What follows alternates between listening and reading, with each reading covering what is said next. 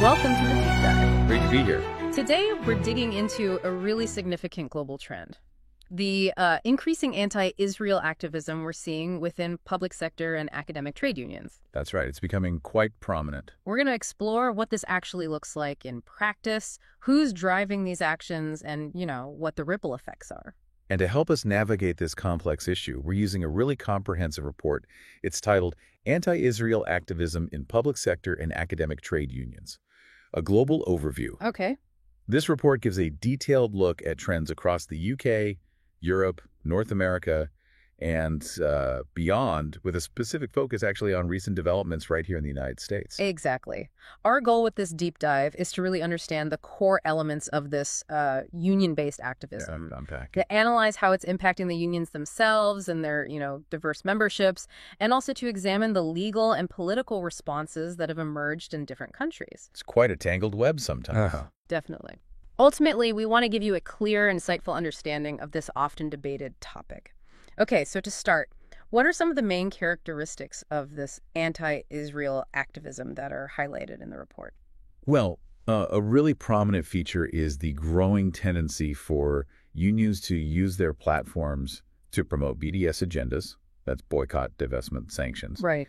We're seeing a clear pattern where unions are expanding their focus beyond, let's say, traditional labor issues to address foreign policy. And the Israel-Palestine conflict has become a recurring and pretty central theme in this shift.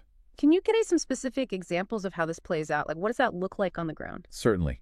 The report points to the UK's Trades Union Congress, the TUC, and many of its affiliated unions. Okay, the big umbrella group. Exactly. They've consistently adopted motions critical of Israel since way back in the 1980s, often using quite strong language and advocating for various forms of boycott. Since the 80s. Wow. Yeah, it has a long history there. Yeah. But it really intensified around 2010 when the TUC actually voted to strengthen its ties with the Palestine Solidarity Campaign, or PSC.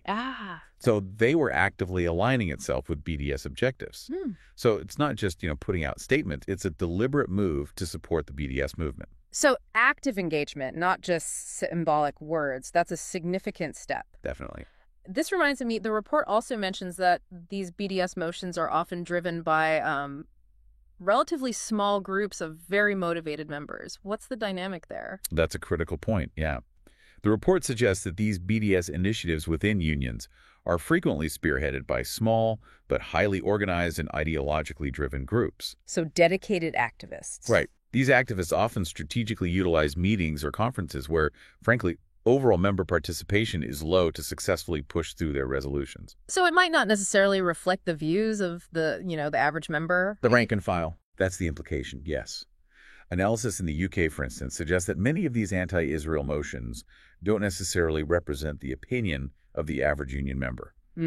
Instead, they often reflect the positions of what the report terms socialist and left-wing ideologues who are actively involved in union structures. Okay. These groups often prioritize international solidarity with what they see as oppressed peoples, and they view the Israeli-Palestinian conflict through a particular lens, maybe colonialism, social injustice. Right, connecting it to other struggles. Exactly, which aligns with other historical struggles they've championed. And because they're highly engaged and vocal, they can capitalize on lower participation rates from the broader membership. It seems a key insight here is how easily a motivated minority can steer the agenda of a larger organization when the majority is maybe disengaged on international political issues specifically. That's a good way to put it. This raises questions about how representative these union stances truly are and the potential for internal dynamics to amplify certain viewpoints. The report gives a really striking example from the United Educators of San Francisco. What happened there? Yes, UESF. That was a particularly noteworthy case in 2021. The teachers union. Right, the United Educators of San Francisco. They held a vote on what was described as a strongly anti-Israel resolution. What's astonishing, really, is that the turnout for that vote was incredibly low. Oh, low. Only about 0.6% of the entire union membership participated. 0.6%. Yes, tiny. Yet this tiny fraction was enough to pass the resolution, which was then presented as a significant decision by the union. Wow. It really underscores how a small, well-organized faction can commit an entire union to a BDS stance when broader member engagement on these international issues is minimal. Less than 1% making such a significant decision. It really highlights the power of active minorities in these organizations when wider engagement is lacking. It certainly does. Moving on, the report also discusses a decline in pro-Israel and Jewish representation within these unions. How does that trend play out? Well, as anti-Israel positions become more common and maybe even dominant in some union settings, many pro-Israel or Jewish members understandably feel alienated, perhaps marginalized. This can lead to them becoming less involved in union activities or, in some cases, deciding to leave the union altogether. So they just check out. Essentially, yes. The report suggests that the influence of Jewish union members has decreased in several Western countries due to a perceived, or sometimes very real, atmosphere of hostility towards Israel. Can you give us some concrete examples of this alienation leading to disengagement? Certainly. In the UK, Jewish academics in the University and College Union, the UCU, they raised concerns for years about what they felt was an environment of institutional bias against Israel. Okay.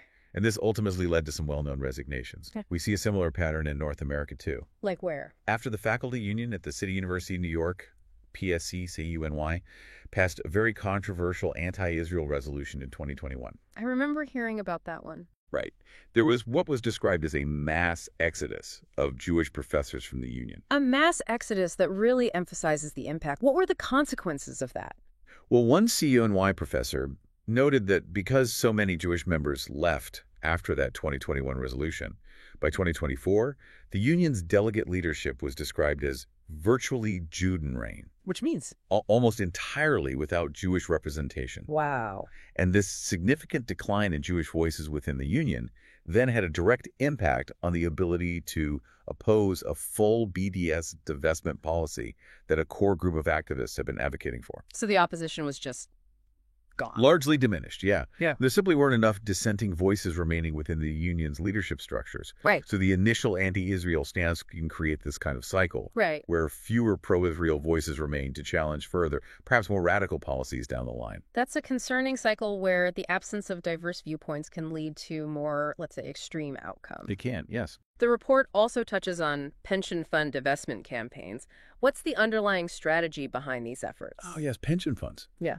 A key tactic in union-related BDS activism is to put pressure on workers' pension funds or university endowments to withdraw investments from companies that have connections to Israel. Okay, targeting money. Exactly. Yeah. And the activists strategically frame these demands using the language of corporate social responsibility, CSR, and human rights. To make it sound more palatable. To try and broaden their appeal. Exactly. And present it as a morally necessary action. How does this ethical framing work in practice to gain support? Well, union-backed campaigns often target pension boards, arguing that investing in companies that, say, supply the Israeli military or operate in West Bank settlements makes the workers indirectly complicit in human rights abuses. Okay, the complicity argument. Right. For example, Norway's largest trade union confederation, LO, passed a resolution calling for a full economic boycott of Israel and explicitly urged the Norwegian government's sovereign wealth fund, a huge fund, it's huge, yeah, to divest from Israeli companies based on these ethical considerations by linking their demands to widely accepted principles of ethical investing, like ESG. Environmental social governance. Exactly. They aim to gain broader legitimacy for what is essentially a political goal. We're seeing similar initiatives here in the U.S., right? Yes, absolutely. Mm-hmm. In New York City, union members from the teachers and faculty unions launched initiatives in 2024 to demand that their public pension system divest from all Israeli securities. All of them? That was the demand, yes. Arguing that workers should have a say in ensuring their investments align with human rights values. Okay. And as the report notes, the PSC-CUNY union's January 2025 resolution went even further. How so? It didn't just denounce Israel. It specifically mandated that the union itself divest its own pension plan holdings from Israeli companies and government bonds by the end of this year, 2025. So their own funds, too. Their own funds. Mm. These efforts often draw parallels to other divestment movements, like those targeting fossil fuels Hey, South Africa back in the day. Or South Africa, or as one Canadian university example cited, even drawing an analogy to divestment from Russia following the Ukraine invasion. Interesting comparison. By invoking these broad ethical principles, the aim is to legitimize the call for divestment from Israel-related entities. It's a clever strategy, connecting it to widely accepted ethical investment principles. However, the report also highlights a more troubling aspect: the intimidation and silencing of dissenting members. Can you elaborate on that? This is a very concerning element, yeah. Within unions that strongly advocate for BDS, members who disagree, particularly those who are Jewish or supportive of Israel, often report feeling an atmosphere of intimidation. How does that manifest? It can manifest in various ways, from, social exclusion and harassment to accusations of disloyalty if they voice opposition to anti-Israel resolutions. In some instances, union meetings where Israel is discussed have become really hostile environments for these dissenting voices. It makes it hard to speak up. The report gives some really disturbing examples of this. It does. Jewish members of the San Francisco Teachers Union, UESF, reported that their colleagues would simply ignore their distress as the union passed resolutions, that these members felt celebrated what they described as sadistic acts of Jew hate. That's strong language. Very strong. One resigning educator even wrote that she no longer wanted to pay dues for the privilege of being violently hated at close range by her fellow union members. Wow, that's powerful. It is. In New York, the climate after PSC-CUNY's 2021 statement was apparently so toxic that over 50 faculty members resigned in protest. 50? Over 50, yes. Alleging the union had become openly antagonistic towards Jews and Zionists, citing rhetoric that labeled Israel as an illegitimate colonizer and equated its supporters with racists. So it wasn't just disagreement, it felt like antagonism. That's what they reported, yes.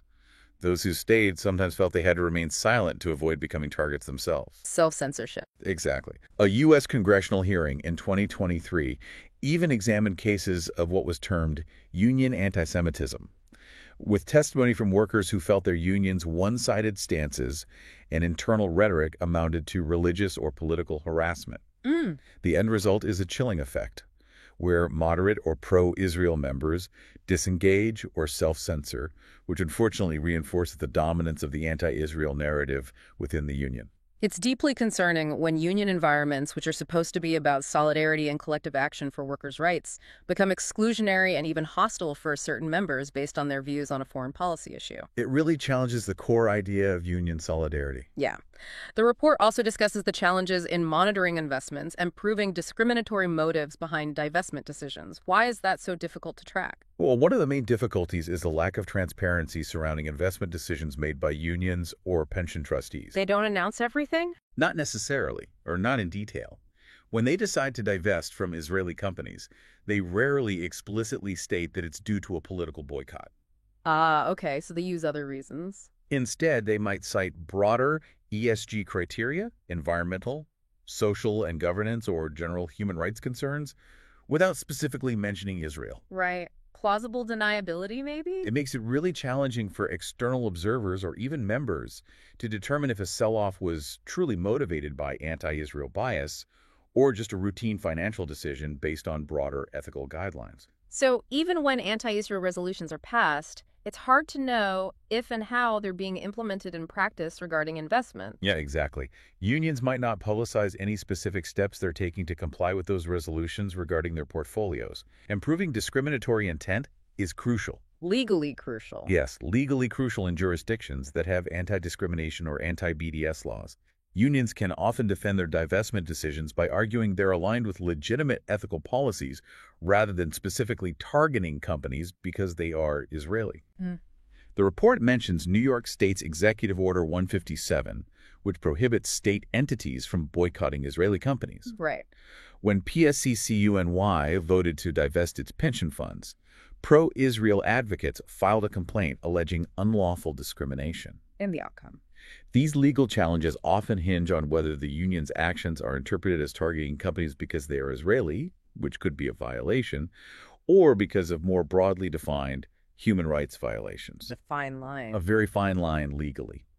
This ambiguity, coupled with the lack of transparency and the use of broad ethical justifications, makes it incredibly challenging to monitor these activities and to legally challenge them, even when the union's rhetoric strongly suggests their underlying motivation. It sounds like a real legal and logistical puzzle to untangle. It often is. The report then delves into the legal controversies surrounding BDS and the growing wave of anti-BDS legislation. What are some of the key developments we're seeing on that front? This is a really active area. We're seeing a significant tension between union-backed BDS activism and the increasing legal measures aimed at countering boycotts of Israel. The push and pull. Exactly. In the United States, as the report notes, over 30 states, 36, I think it said, have now enacted laws or executive orders designed to restrict boycotts of Israel by public entities or contractors. 36 states, wow. Yeah. These laws have, understandably, faced First Amendment challenges, with groups like the ACLU arguing they infringe on the right to participate in political boycotts. The free speech argument. Right. And the courts have had differing opinions on this issue. It's been quite mixed. But there's been a significant court decision that went the other way, right? Upholding one of these laws. Yes. An appeals court in 2022 actually upheld an Arkansas law. They made a distinction between simply expressing disagreement with Israel, which is protected speech, and taking economic actions to boycott it. They argued the latter, the economic action, isn't as strongly protected under the First Amendment. Interesting distinction. Very significant implications for these union divestment campaigns. The Supreme Court then declined to review that case in 2023, essentially leaving the Arkansas law in place and raising concerns among free speech advocates. So that precedent stands for now? For now, in that circuit at least. Interestingly, in Europe, particularly in Spain, the legal trend has been almost the opposite. How so? Spanish courts have repeatedly ruled that municipal BDS measures violate anti-discrimination and equal treatment laws. So they strike them down. Over 20 legal rulings since 2016 striking down these resolutions, leading many cities to quietly withdraw their BDS policies. The Spanish Council of State even ordered compensation to an Israeli university that had been unfairly excluded from a competition for political reasons. Fascinating. So a real divergence in legal approaches depending on the country. Complete divergence, really. What about the UK? They're also grappling with potential legislation in this area, aren't they? Absolutely. The UK government has proposed a very controversial anti-boycott bill. Right, I've heard about that. It would ban public bodies from boycotting specific countries, with Israel being the primary, though not exclusive, focus. This bill has faced strong opposition from a really broad coalition. Including unions. Including trade unions, human rights groups, climate activists, and even the UK Union of Jewish Students, interestingly. Why them? They argue it's an attack on democratic freedom of expression and ethical investment choices, and could stifle legitimate criticism. Okay. So the legal landscape surrounding union BDS activism is incredibly varied and subject to ongoing debate and change. Yeah. Very dynamic. It's clear that this issue is not just playing out in union halls, but also in courtrooms and legislatures around the world, highlighting the legal complexities involved. Carefully. One final characteristic the report emphasizes is the relative lack of a coordinated pro-Israel counter strategy within the labor movement itself. Why do you think that's been the case? That's a really important observation. The report suggests that unlike the very well-organized and networked pro-Palestinian groups, often supported by external organizations. Like Labor for Palestine. Like Labor for Palestine, PSC, and others. There hasn't been a similarly effective and coordinated effort by pro-Israel groups within the labor movement. Historically relevant organizations that were intended to advocate for Israel within labor circles, like the Jewish Labor Committee or Trade Union Friends of Israel in the UK. Yeah. They seem to have reacted quite slowly and without a unified approach as these boycott campaigns gain traction. The report gives a pretty critical assessment of some of these historical responses. It does. During a significant union boycott wave back in 2009, for instance, the report notes the Israeli Trade Union Federation, Histadrut, took a considerable amount of time to even issue a statement. Really? Yeah, and when it finally did, the report describes it as so formulaic that it actually backfired and had very little positive impact. Ouch. Similarly, other groups were seen as slow to respond and seemed to lack a cohesive long-term strategy. In stark contrast, pro-Palestinian activists within unions have shown a lot of agility and passion, frequently organizing demonstrations, maintaining consistent messaging, and launching increasingly effective campaigns to promote boycotts. So, better organized? Seemingly so, and more strategically focused on this issue within the union space. A key factor seems to be the lack of global coordination on the pro-Israel side. Okay. While pro-BDS union groups operate internationally with a clear agenda, the pro-Israel efforts tend to be much more fragmented and largely national in scope. No unified global strategy. Not in the same way, no. Yeah. There isn't a lot of strategic information sharing or unified campaigning happening across borders. This disunity, along with what some observers have called a lack of fighting spirit, has unfortunately allowed anti-Israel union activism to grow largely unopposed in many instances. Interesting. Are there exceptions? There have been some exceptions, yes, like the legal activism of ACOM we saw in Spain, challenging BDS legally, Right. and the formation of specific groups within unions, like SAFE at CUNY, to challenge BDS policies from within. It stands for Scholars for Academic Freedom and Equality, I believe, formed by faculty opposing the union's direction. But overall, the pro-Israel network within labor, including mainstream Jewish organizations, has struggled to develop a concerted and effective strategy to engage with these unions. It sounds like a significant imbalance in organizational strength and strategic focus on this issue within the labor movement itself. That's what the report suggests, yes. Now, the report transitions to examining country-specific perspectives, beginning with the United Kingdom, which it identifies as a real hub for union activism on Israel. What makes the UK so central to this issue? Well, the UK has a long and strong tradition of international solidarity campaigns within its labor movement. It's part of their history. Right. And the issue of Palestine has become very prominent over recent decades. Virtually all the major UK trade unions, like Unite, Unison, GMB, the UCU and academia, and the TUC itself, have passed resolutions endorsing some form of BDS or strongly condemning Israeli policies. So pretty widespread. Very widespread.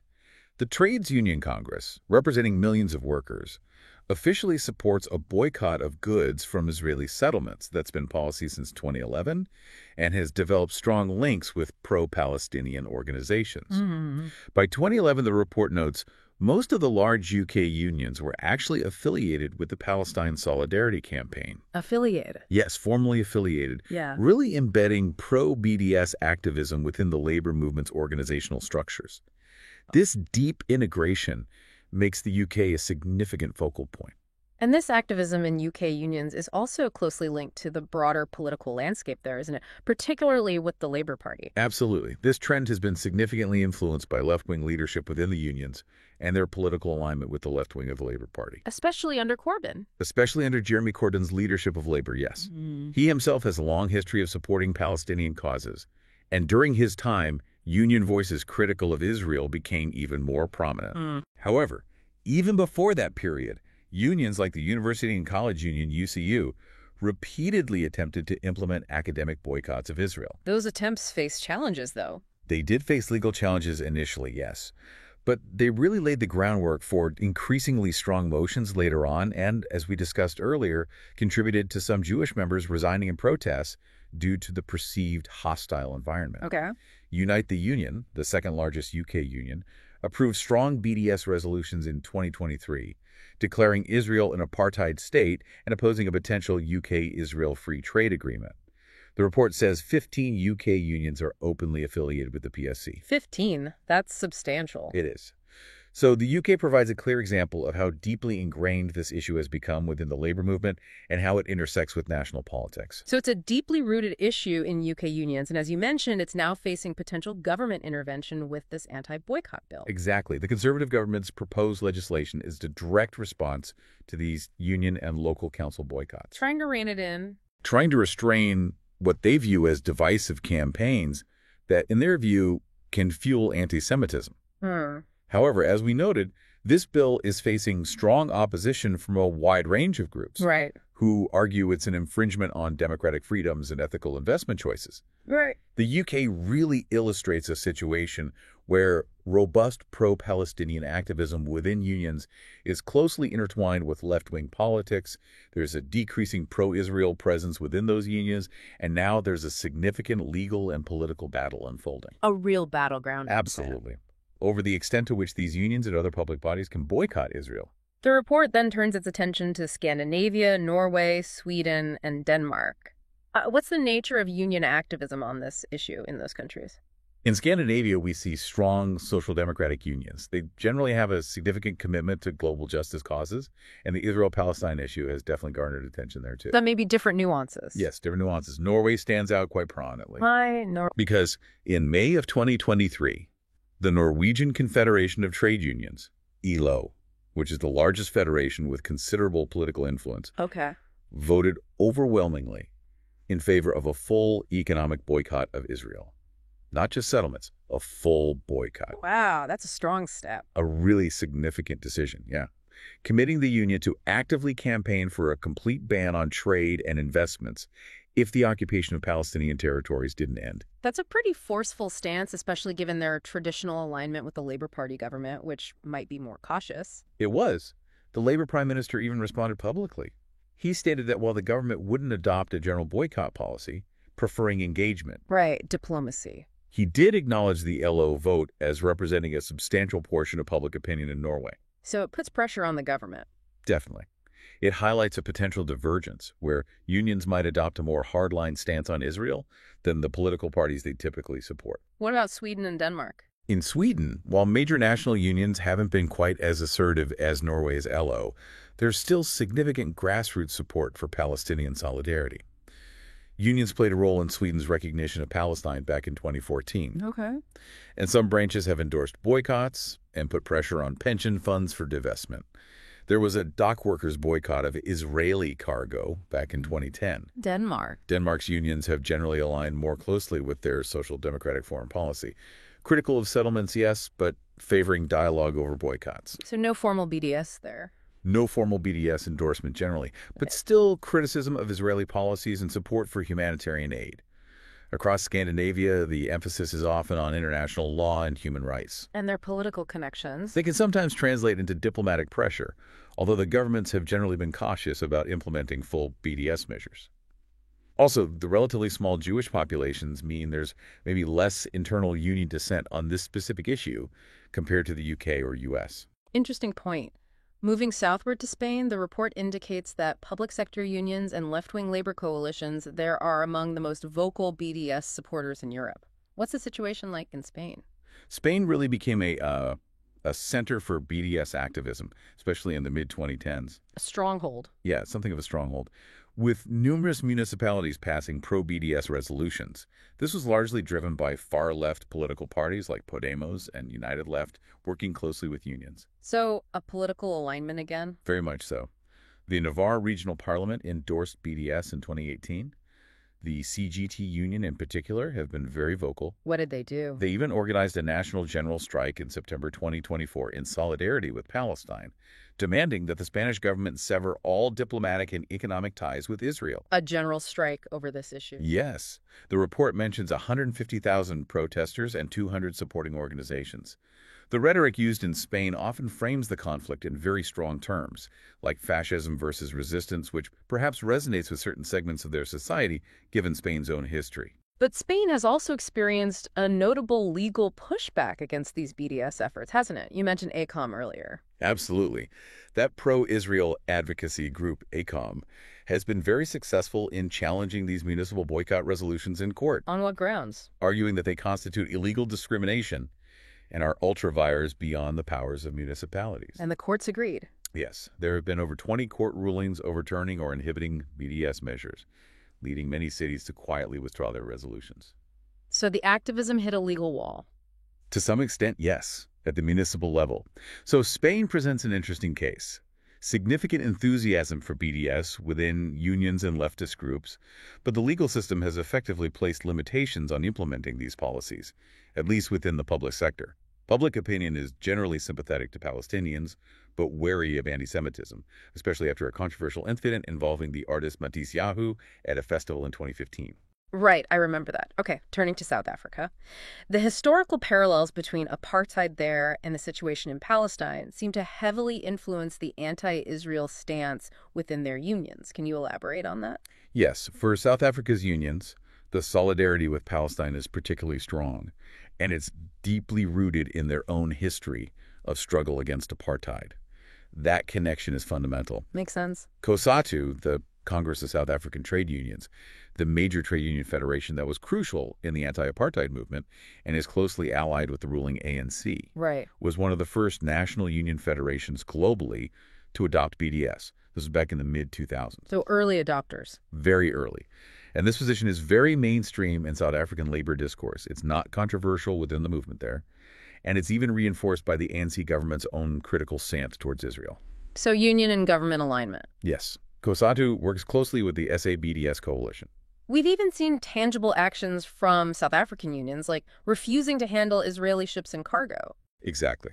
The South African Transport and Allied Workers Union, SADAL-OU, has taken direct action by refusing to offload Israeli ships and cargo in port on multiple occasions during various conflicts as a concrete expression of their solidarity. But this strong stance hasn't been without controversy, right? There was a hate speech case. That's right. A COSATU official, Bongani Masuku, faced legal action for his very strongly worded anti-Israel rhetoric back in 2009. And the outcome.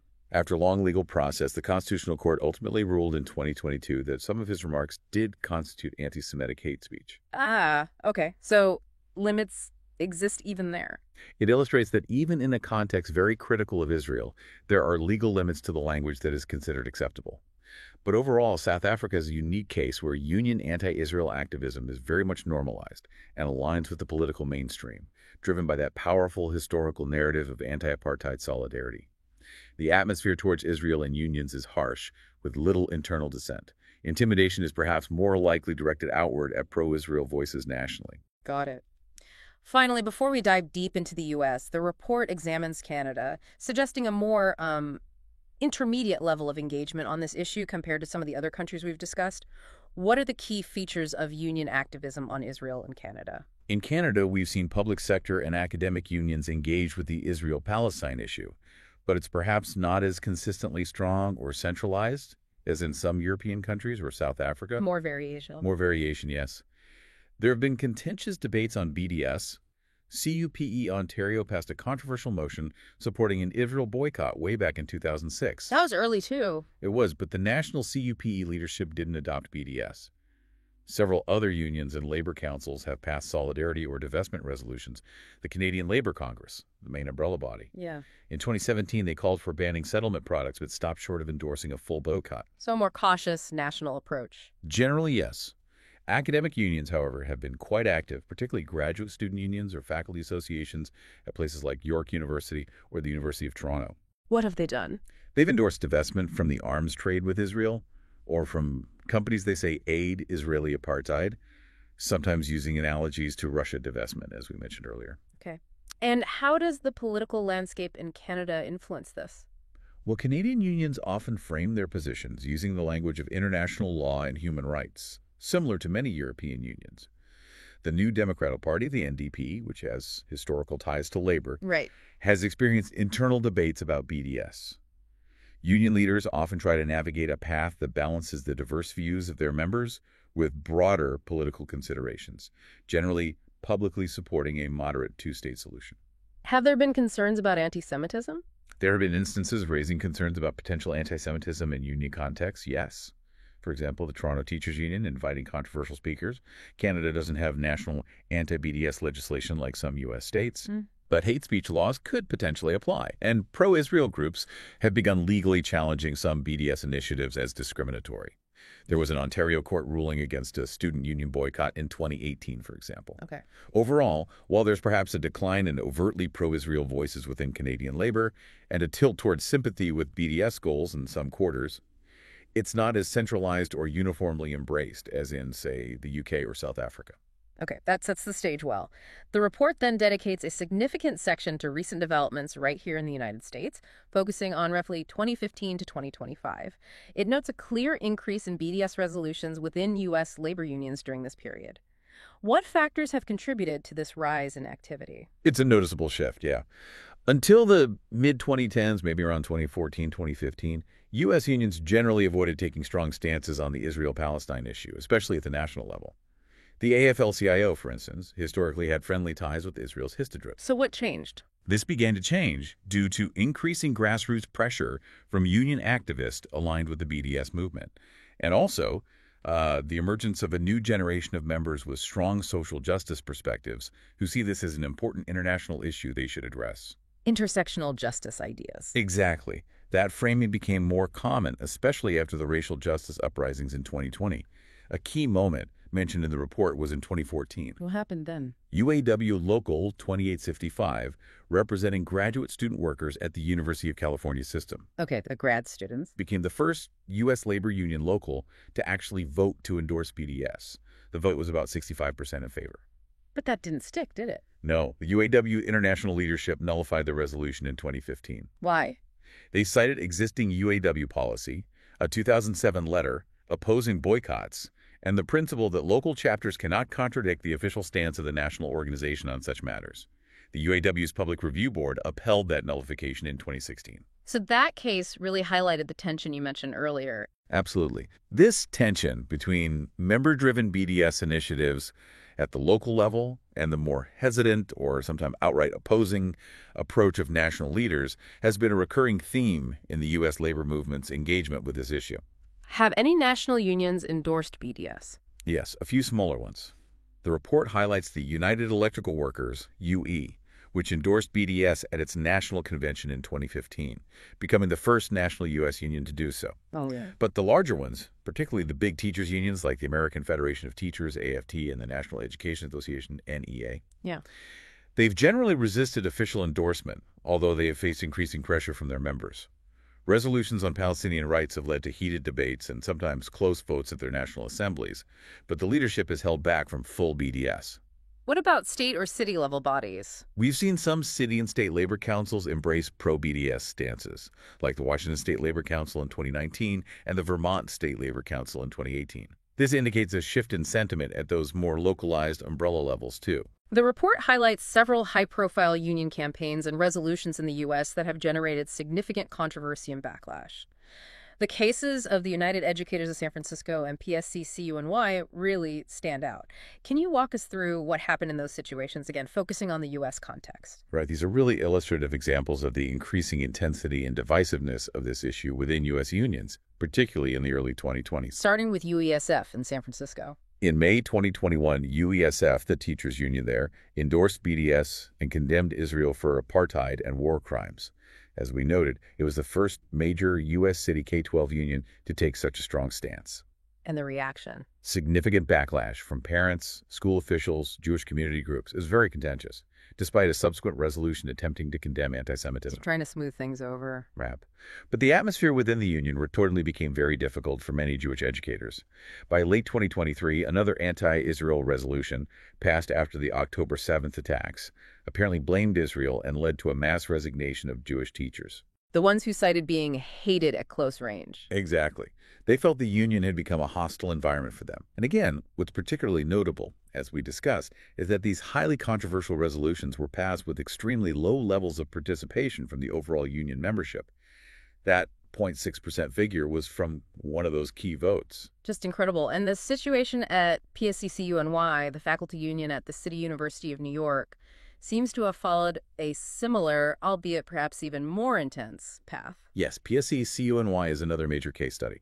They passed a resolution in June 2021 condemning Israel's conduct during the conflict in Gaza that spring and calling for consideration of divestment.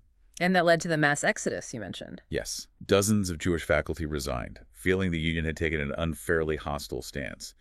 A group called SAFE, Scholars for Academic Freedom and Equality, formed within the union to challenge its direction on this issue. And then things escalated further. They did. In January of this year, 2025, PSC-CUNY went even further. They passed a resolution that explicitly committed the union to BDS. How specifically? Through the divestment of its own pension funds from Israeli assets and also urging an academic boycott of Israeli institutions. A direct commitment to action. How close was the vote? Very close, apparently 73-70. It resulted in another wave of resignations and strong condemnation from various quarters. Some critics accused union leaders of exploiting the earlier departure of Jewish members, this so-called exodus, to push through a full BDS agenda with less internal opposition. And there's legal action now. Legal action has been filed, yes, alleging violations of New York State anti-boycott policies and discrimination. The union, for its part, framed the resolution as a social justice commitment. So these cases really demonstrate the deep divisions and significant consequences. Absolutely. That can arise when unions take strong and often contentious stances on this complex international issue. We've also seen similar BDS efforts, often later nullified by parent unions, in graduate student worker units at places like NYU and UMass Amherst. And there are groups coordinating this. Yes. The report mentions the Labor for Palestine Network, active since the mid-2000s, which coordinates pro-BDS union members across different unions and issued open letters signed by hundreds of unionists, for example, in May 2021. And the external backlash. Significant. Political figures, media outlets criticized the unions. The LA Unified School District Board preemptively opposed BDS in 2021 after seeing what happened in San Francisco. There's also been donor pressure on universities where academic unions took these stances. It sounds like while BDS activism has gained a foothold in some U.S. unions, it's far from a unified movement and is encountering considerable internal and external opposition. What does the report suggest about the overall future direction and outlook for this within U.S. labor? The report concludes that while BDS activism has definitely gained momentum in U.S. unions over the past 5 to 10 years, it remains a contested and divisive issue. Crucially, it's less centralized and politically aligned compared to some European labor movements. Where is support strongest? Support appears to be strongest in left-leaning coastal cities, academic institutions, both faculty and grad students, and among younger union members who, as we discussed, often see Palestinian solidarity as part of a broader, progressive, intersectional agenda. But the big national unions? National unions like the AFT and NEA are still generally resisting official BDS endorsement. Their leadership, like AFT President Randy Weingarten, who has explicitly opposed BDS, is often more moderate or pragmatic, perhaps wary of the internal divisions. But they face pressure. They do face increasing pressure from their membership. A 2021 NEA resolution critical of Israel nearly passed, showing the growing sentiment among delegates. What about the legal side in the U.S.? The anti-BDS legislation in many states, those the 36 states we mentioned, also acts as a significant deterrent for public sector unions, considering institutional action like divestment. New York's executive order banning state agencies, potentially, including public universities like CUNY, from investing in companies that boycott Israel could directly clash with PSC-CUNY's stance as part of the legal challenge. But you mentioned a generational shift within unions. How might that play a role in the future? Yes, that generational change is significant. Younger labor activists often view Palestinian solidarity as integral to a wider set of progressive values. Socialist caucuses within unions, like members of the Democratic Socialists of America, DSA, are explicitly pro-BDS and often very active in pushing these resolutions. So what's the outlook? The outlook suggests continued local-level pressure for BDS initiatives, potential legal challenges to union actions, and ongoing internal debates over union democracy and the extent to which unions should engage in these kinds of international political issues. So more local action, maybe overridden nationally? We might see more smaller union locals or chapters adopting pro-BDS stances, although these could still be overridden by their parent national bodies, as we saw with the UAW. The divisions caused by this issue have the potential to weaken overall union solidarity, which is a serious concern for many union leaders trying to focus on core labor issues. And the response from outside the unions? Simultaneously, pro-Israel groups outside of the unions are paying closer attention to these developments. They're likely to increase their efforts to counter union BDS moves through educational campaigns aimed at members, legal challenges, and public relations efforts. That 2023 congressional hearing on union anti-Semitism is an example of this external attention. So the trajectory? The trajectory seems to be towards a gradual increase in the acceptance of pro-Palestinian positions in certain union contexts, potentially leading to more formal commitments like divestment votes. But it's definitely not a straightforward or uniform progression. See some pushback. Exactly. It will continue to face legal hurdles, leadership resistance, and internal dissent. Continued activism is expected, particularly in academic and large city public sector unions, set against this backdrop of political contention and legal complexity. Okay. So as we start to wrap up this deep dive, what are some of the key comparative observations we can make after looking at all these different countries and the U.S. in particular? The report highlights several common themes that cut across borders.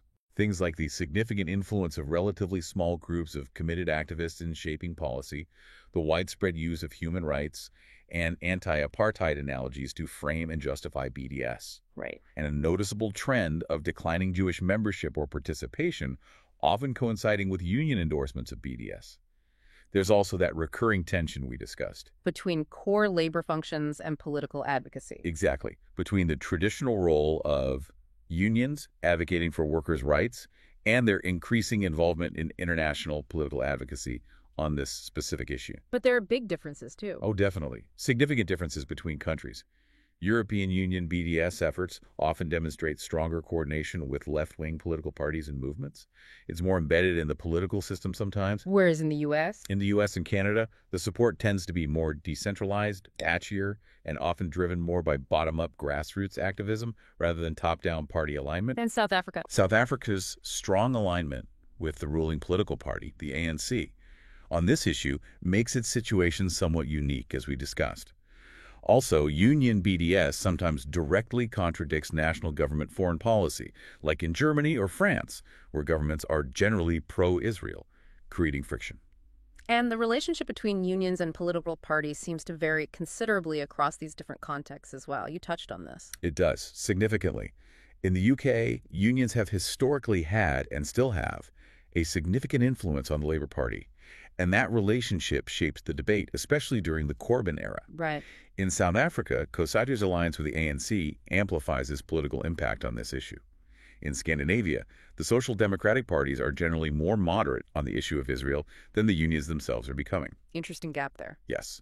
In Spain, unions tend to align with far-left parties that were early proponents of BDS policies. And the U.S.? In the U.S., while unions predominantly support the Democratic Party, the mainstream Democratic stance, which generally remains supportive of Israel, tends to moderate the enthusiasm of national union leadership for full BDS, creating that tension with activists. And the legal environment. Big differences there, too. Huge differences. Spain and sometimes France use anti-discrimination laws against BDS at the municipal level. Anglo-American countries like the U.S. and Canada tend to view it more through a free speech lens, leading to those clashes between anti-BDS laws and First Amendment arguments in the U.S. And the UK's proposed law. And the UK moving to legislate specifically against public boycotts adds another layer. These legal contexts significantly impact the practical effect and legality of union BDS votes.